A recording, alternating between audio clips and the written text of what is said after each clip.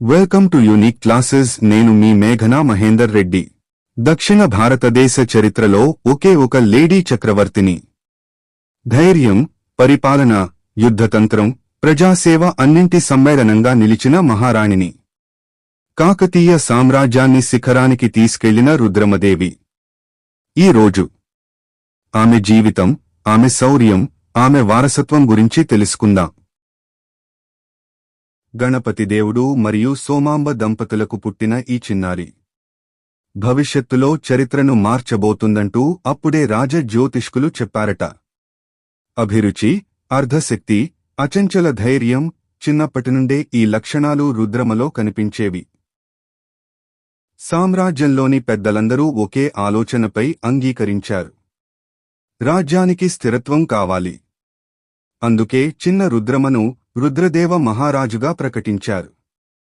మహిళా పాలకురాలిని అంగీకరించని కాలంలో ధైర్యంగా చేసిన ఈ నిర్ణయం కాకతీయ వంశాన్ని నిలబెట్టింది.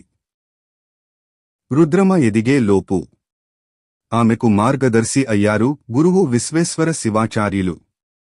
ధర్మశాస్త్రం, రాజనీతులు, యుద్ధ విద్య, ప్రజాసేవ, ఏ రంగంలోనైనా రుద్రమను తీర్చిదిద్దిన గురువు ఆయనే.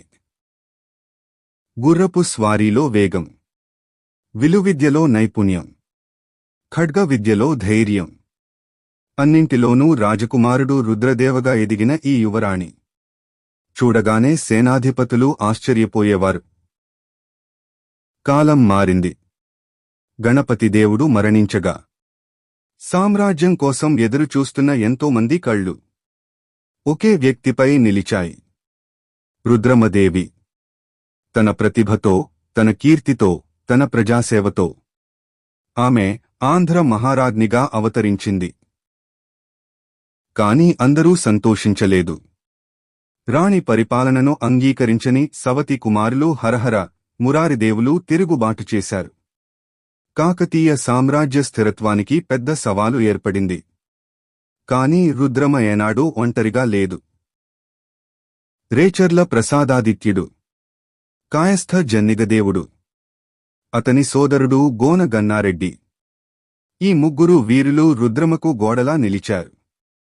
ప్రసాదాదిత్యుడు కాకతీయ రాజ్యస్థాపనాచార్యగా, రాయపితామహాంకగా చరిత్రలో నిలిచిపోయారు.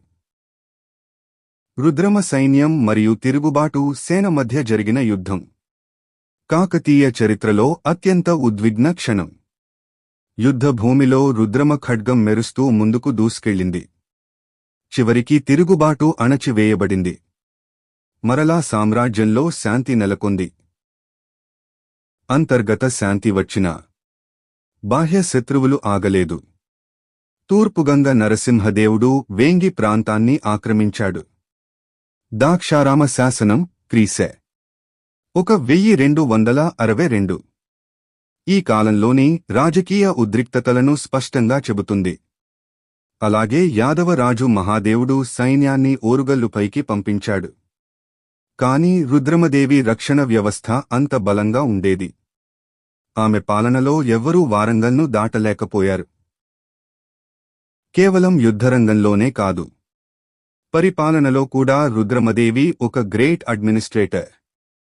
కోటలు, చెరువులు, రోడ్లు, సైనిక వ్యవస్థ, ప్రతి రంగాన్ని ఆధునికీకరించింది. మల్కాపురం శాసనం, బీదర్ కోట శాసనం ఆమె పరిపాలన శక్తిని ప్రదర్శించే చారిత్రక ఆధారాలు. రుద్రమదేవికి ముగ్గురు కుమార్తెలు: రుయ్యమ్మ, రుద్రమ్మ, ముమ్మడమ్మ. మూడో కుమార్తె ముమ్మడమ్మ కొడుకు రెండవ ప్రతాపరుద్రుడిని ఆమె వారసునిగా ప్రకటించింది. ఈ నిర్ణయం కాకతీయ వంశాన్ని ముందుకు నడిపింది. ఆమె పాలన కేవలం ఒక రాజ్యం పరిపాలన కాదు. ఆమె ధైర్యం, ఆమె ఇంటెగ్రిటీ, ఆమె ప్రజలపై ప్రేమ కాకతీయ సామ్రాజ్యాన్ని భారత చరిత్రలో చిరస్థాయిగా నిలబెట్టాయి. పురుషాధిక్య సమాజంలో ఓ మహారాణి ఎలా సామ్రాజ్యాన్ని పాలించగలదో రుద్రమదేవి శాశ్వతంగా నిరూపించింది. చరిత్రలో నిలిచిపోయిన యోధురాలు కాకతీయ మహాదేవి, మన తెలంగాణ గౌరవం. రుద్రమదేవి వీడియో లాస్ట్ వరకు చూసినందుకు ధన్యవాదాలు. మరొక మంచి వీడియోతో మళ్ళీ మీ ముందుకు వస్తాను. అప్పటి వరకు చూస్తూనే ఉండండి యూనిక్యూ క్లాస్ విత్ మీ మేఘనా మహేందర్ రెడ్డి.